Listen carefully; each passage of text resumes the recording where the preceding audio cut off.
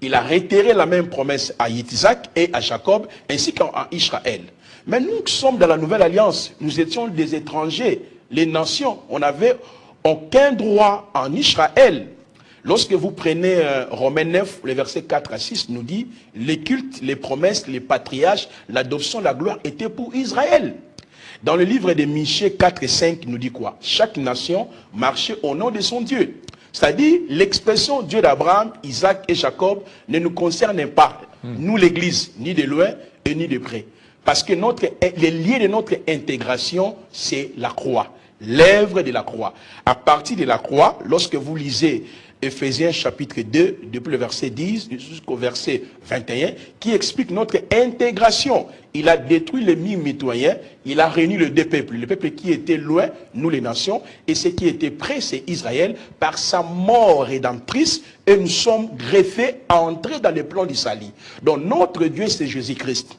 Toutes les promesses faites à Abraham, Isaac et à Jacob trouvent son accomplissement en Jésus-Christ.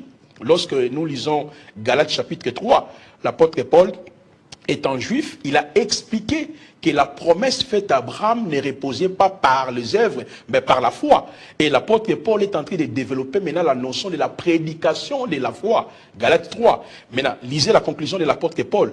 Qu'est-ce qu'il a dit? Toutes les promesses faites à Abraham trouvent son accomplissement, c'est-à-dire Abraham, Isaac, trouve son accomplissement en Jésus-Christ. Et en Jésus-Christ, j'ai toute ma bénédiction. Je n'ai plus besoin de Dieu d'Abraham, Isaac et Jacob, parce que le Dieu qui était avec Abraham, Isaac et Jacob est venu en chair, en Jésus-Christ. 1 Timothée 3,16 nous dit, le mystère de la piété est grand, Dieu a été manifesté en chair. Lorsque Jésus-Christ est venu, qu'est-ce qu'il a fait? Dans le texte de Matthieu chapitre 26, le verset 26 à 28, avant qu'il puisse aller à la croix, pendant qu'il était avec les disciples, qu'est-ce que Machi a dit? C'est ici et le sang de l'alliance qui a été répandu pour la rémission des péchés.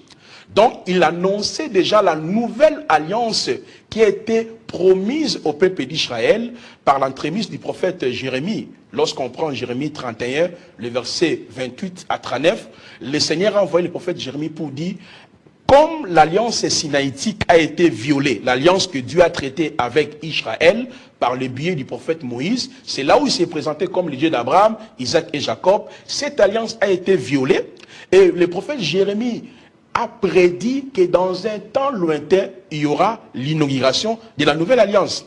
Or, lorsque nous prenons Hébreux chapitre 10, depuis le verset 18 à 22, on nous dit par sa mort, il a inauguré